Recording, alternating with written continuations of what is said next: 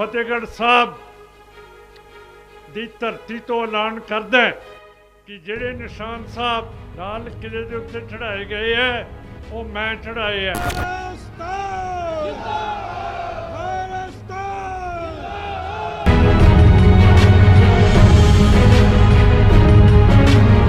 ਨਿਸ਼ਾਨ ਸਾਹਿਬ ਲਾਲ ਕਿਲੇ ਦੀ ਗੁੰਬਦ ਮੈਂ ਚੜਾਇਆ।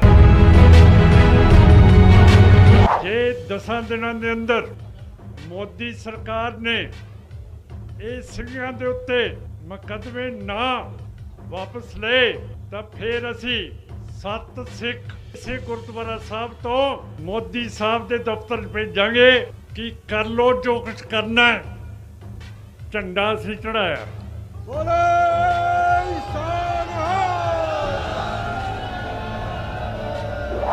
ਜਦੋਂ ਤੁਸੀਂ ਮੈਨੂੰ MP ਬਣਾ ਕੇ ਭੇਜਿਆ ਸੀ ਉਹ ਵਾਜਪਾਈ ਸਾਹਿਬ ਦੱਸੋ ਕਿ ਜਿਹੜੇ ਸਿੱਖਾਂ ਨੇ ਸਭ ਤੋਂ ਜ਼ਿਆਦਾ ਆਜ਼ਾਦੀ ਦੇ ਲਈ ਕੁਰਬਾਨੀਆਂ ਕੀਤੀਆਂ ਉਹਨਾਂ ਦਾ ਰੰਗ ਇਹਦੇ ਵਿੱਚ ਕਿਹੜਾ? ਗ੍ਰਹਿ ਵਜ਼ੀਰ ਕਹਿੰਦਾ ਮੈਂ ਸਿਮਰਨਜੀਤ ਸਿੰਘ ਮਾਨ ਦਾ ਜਵਾਬ ਫੇਰ ਦੇਵਾਂਗਾ। ਮੈਂ ਕਿਹਾ ਦੇਈ ਨਾ ਦੇਈ, ਪਰ ਜਦੋਂ ਸਾਡਾ ਰੰਗ ਹੀ ਨਹੀਂ ਅਸੀਂ ਕਿਵੇਂ ਮੰਨੀਏ ਇਸ ਤਿਰੰਗੇ ਨੂੰ? ਇਹੀ ਨਿਸ਼ਾਨ ਸਾਹਿਬ ਜਦੋਂ ਹਿੰਦ ਦੀਆਂ ਫੌਜਾਂ ਲੱਦਾਖ ਦੇ ਵਿੱਚ ਹਾਰ ਰਹੀਆਂ ਸੀ, ਮੋਦੀ ਜੀ ਨੇ ਆਰਡਰ ਕੀਤਾ ਇਹ ਹਮਲਾ ਕਿਵੇਂ ਥੰਮਣਾ। ਲੱਦਾਖ ਦੇ ਵਿੱਚ ਸਿੱਖ ਫੌਜ ਭੇਜੀ ਗਈ। ਸਿੱਖ ਫੌਜ ਨੇ ਚੀਨ ਫੌਜ ਦੇ ਅੱਗੇ ਨਿਸ਼ਾਨ ਸਾਹਿਬ ਚੜਾਤੇ। ਉਸ ਤੋਂ ਬਾਅਦ ਚੀਨ ਦੀ ਫੌਜ 1 ਇੰਚ ਅੱਗੇ ਨਹੀਂ ਆ ਸਕੀ। ਤੇ ਜਿਹੜਾ ਕੱਲ ਦਾ ਸਮਝੌਤਾ ਹੋਇਆ ਕਿ ਦੋਨੋਂ ਇੰਡੀਆ ਤੇ ਚੀਨ ਦੀਆਂ ਫੌਜਾਂ ਵਾਪਸ ਜਾਣਗੀਆਂ, ਮੈਂ ਇਹਨਾਂ ਨੂੰ ਭਰਾਵਾਂ ਨੂੰ ਕਹਿੰਦਾ ਨਿਸ਼ਾਨ ਸਾਹਿਬ ਨੂੰ ਨਾ ਭੁੱਲੋ।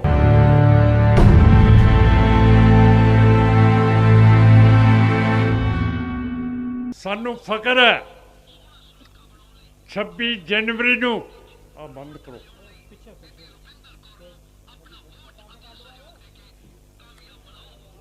26 ਜਨਵਰੀ ਨੂੰ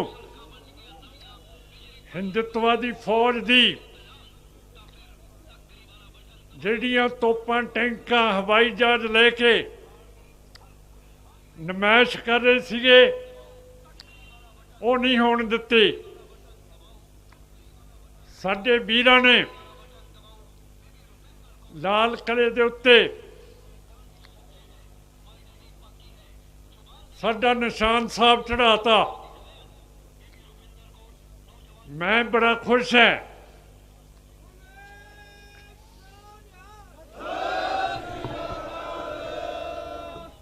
ਕਿ ਨਿਸ਼ਾਨ ਸਾਹਿਬ ਚੜਾਉਣ ਵਾਲਾ ਤਾਰਾ ਸਿੰਘ ਵਾਂ ਦੀ ਜਗਰਾਜ ਸਿੰਘ ਸੀ। ਉਹਨਾਂ ਦੇ ਟੱਬਰ ਨੂੰ ਹੁਣੇ ਅਸੀਂ ਆਦਰ ਕੀਤਾ। ਜਿਹੜੀ ਲਾਲ ਕਿਲੇ ਦੀ ਗੁੰਬਦ ਸੀ ਉਹਦੇ ਉੱਤੇ ਤਲਵੰਡੀ ਸੋਭਾ ਸਿੰਘ ਦੇ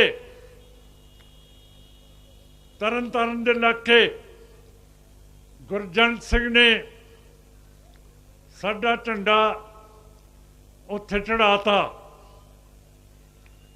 ਇਹ ਫਖਰ ਵਾਲੀ ਗੱਲ ਹੈ ਮੇਰੇ ਲਈ, ਖਾਸ ਕਰਕੇ ਕਿਉਂ ਕਰਕੇ ਮੇਰੇ ਵੱਡੇ ਭੈਣ ਜੀ ਇੰਦਰਜੀਤ ਕੌਰ ਵਾਂ ਪਿੰਡ ਦੇ ਵਿੱਚ ਵਿਆਹੇ ਹੋਏ ਆ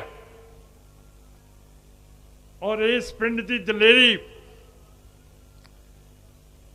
ਕਿਤੇ ਛੁਪੀ ਨਹੀਂ ਰਹਿੰਦੀ। ਹਮੇਸ਼ਾ ਇਹਨਾਂ ਨੇ ਦਲੇਰੀ ਦੇ ਨਾਲ ਪੰਥ ਦੀ ਅਗਵਾਈ ਕੀਤੀ ਹੈ। ਅੱਜ ਦੀਪ ਸਿੰਘ ਤੇ ਲੱਖਾਂ ਸਧਾਨਾਂ ਦੇ ਉੱਤੇ ਪਰਚੇ ਬਣ ਗਏ ਹੈ। ਜਦੋਂ ਜਗਰਾਜ ਸਿੰਘ ਨੇ ਲਾਲ ਕਿਲੇ ਦੇ ਉੱਤੇ ਝੰਡਾ ਚੜਾਇਆ ਥੱਲੇ ਉਹਦੇ ਸਰਦਾਰ ਜਸਕਰਨ ਸਿੰਘ ਸਾਡੀ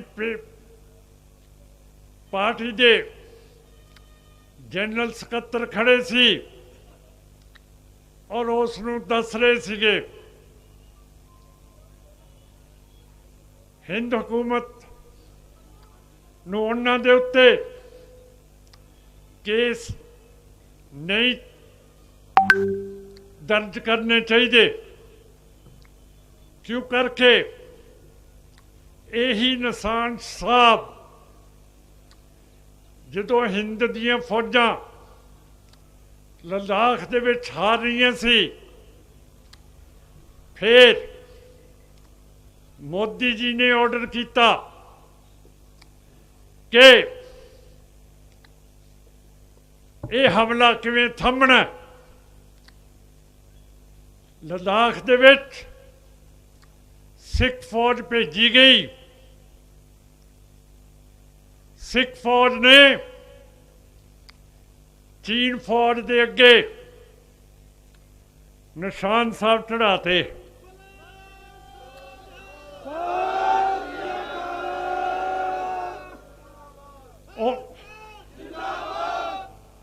ਉਸ ਤੋਂ ਬਾਅਦ ਚੀਨ ਦੀ ਫੌਜ 1 ਇੰਚ ਅੱਗੇ ਨਹੀਂ ਆ ਸਕੀ ਤੇ ਜਿਹੜਾ ਕੱਲ ਦਾ ਸਮਝੌਤਾ ਹੋਇਆ ਕਿ ਦੋਨੋਂ ਇੰਡੀਆ ਤੇ ਚੀਨ ਦੀਆਂ ਫੌਜਾਂ ਵਾਪਸ ਜਾਣਗੀਆਂ, ਮੈਂ ਇਹਨਾਂ ਨੂੰ ਭਰਾਵਾਂ ਨੂੰ ਕਹਿੰਦਾ ਕਿ ਨਿਸ਼ਾਨ ਸਾਹਿਬ ਨੂੰ ਨਾ ਭੁੱਲੋ।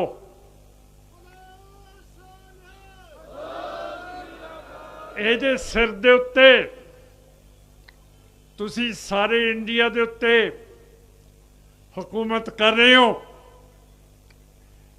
ਜੇ ਨਿਸ਼ਾਨ ਸਾਹਿਬ ਨੂੰ ਤੁਸੀਂ ਨਹੀਂ ਮੰਨੋਗੇ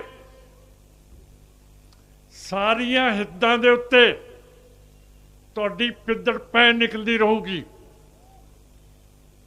ਸੋ ਸਾਧ ਸੰਗਤ ਜੀ, ਅਸੀਂ ਜੇ ਤੁਹਾਡੇ ਸਿਰ ਦੇ ਉੱਤੇ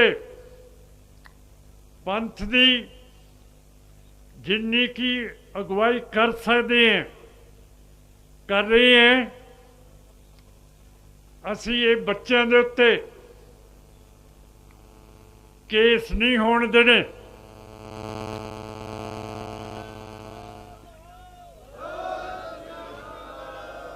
ਮੈਂ ਫਤਿਹਗੜ੍ਹ ਸਾਹਿਬ ਦੀ ਧਰਤੀ ਤੋਂ ਐਲਾਨ ਕਰਦਾ ਕਿ ਜਿਹੜੇ ਨਿਸ਼ਾਨ ਸਾਹਿਬ ਲਾਲ ਕਿਲੇ ਦੇ ਉੱਤੇ ਚੜਾਏ ਗਏ ਹੈ ਉਹ ਮੈਂ ਚੜਾਏ ਹੈ।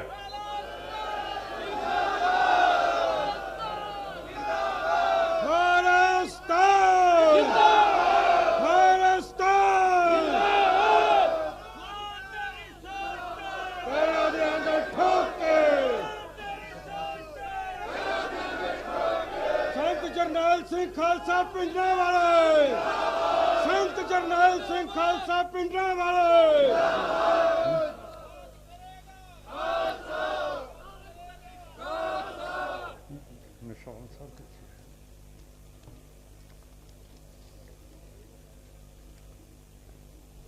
ਆ ਤੁਸੀਂ ਦੇਖ ਲਓ, ਇੱਥੇ ਵੀ ਨਿਸ਼ਾਨ ਸਾਹਿਬ ਝੂਲ ਰਹੇ ਹੈ।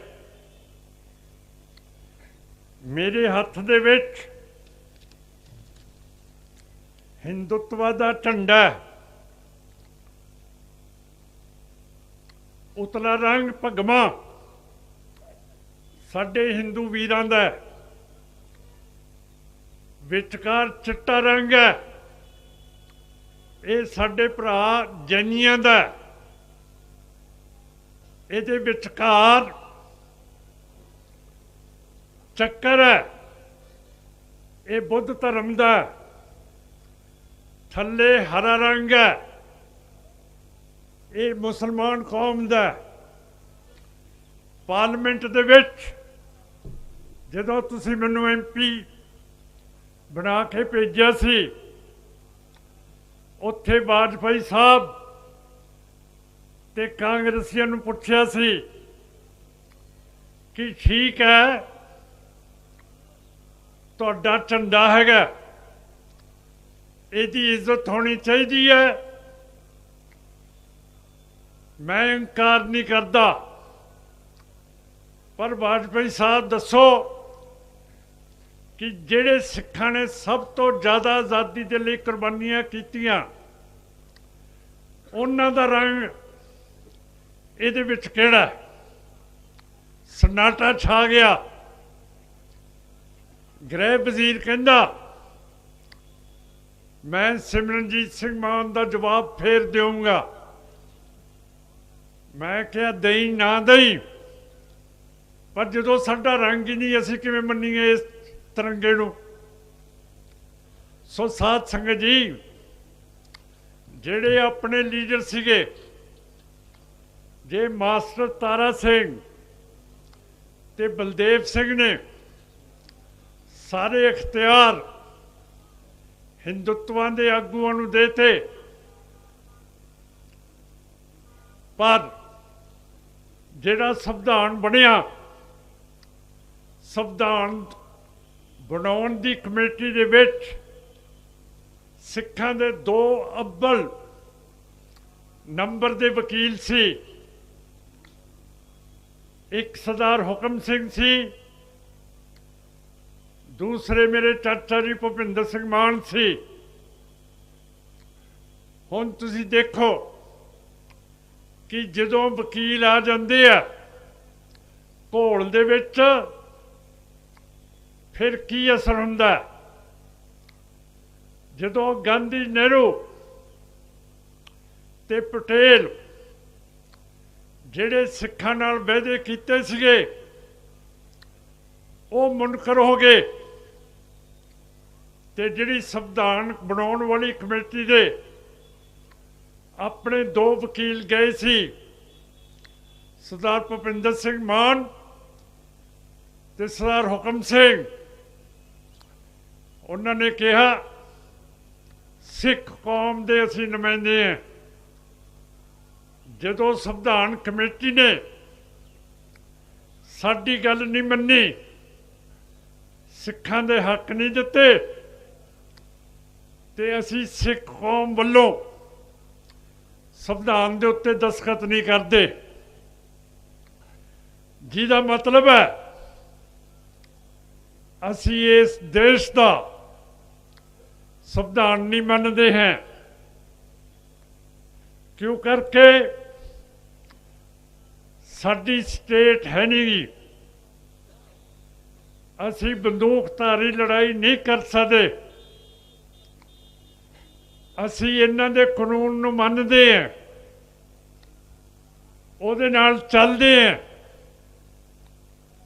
ਪਰ ਅਸੀਂ ਮੰਨਦੇ ਵੀ ਨਹੀਂ ਹਾਂ।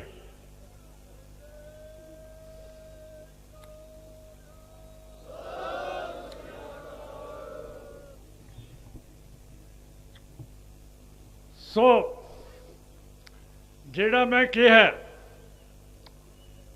ਕਿ ਨਿਸ਼ਾਨ ਸਾਹਿਬ ਮੈਂ ਚੜਾਇਆ,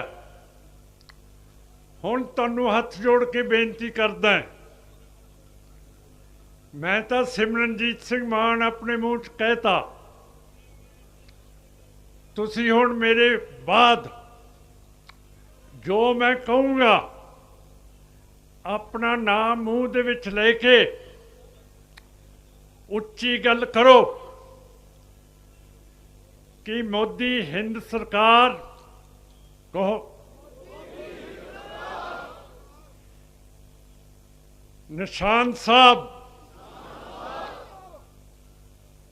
ਲਾਲ ਕਿਲੇ ਦੀ ਗੁੰਬਟ ਮੈਂ अपना नाम ले लो, मैं चढ़ाया, सारी कौम ने चढ़ाता, ये फकर की गल है।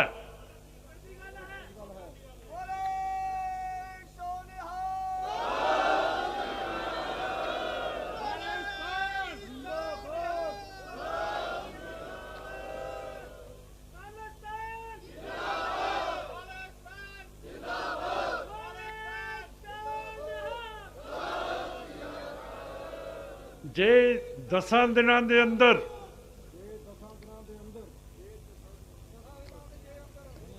ਹੁਣ ਨਹੀਂ, ਜੇ 10 ਦਿਨਾਂ ਦੇ ਅੰਦਰ ਬਸ ਮੋਦੀ ਸਰਕਾਰ ਨੇ ਇਹ ਸਿੰਘਾਂ ਦੇ ਉੱਤੇ ਮੁਕੱਦਮੇ ਨਾ ਵਾਪਸ ਲਏ ਤਾਂ ਫਿਰ ਅਸੀਂ 7 ਸਿੱਖ ਇਸੇ ਗੁਰਦੁਆਰਾ ਸਾਹਿਬ ਤੋਂ ਮੋਦੀ ਸਾਹਿਬ ਦੇ ਦਫ਼ਤਰ 'ਚ ਭੇਜਾਂਗੇ ਕਿ ਕਰ ਲੋ ਜੋ ਕੁਝ ਕਰਨਾ ਹੈ, ਝੰਡਾ ਅਸੀਂ ਚੜਾਇਆ। ਬੋਲੇ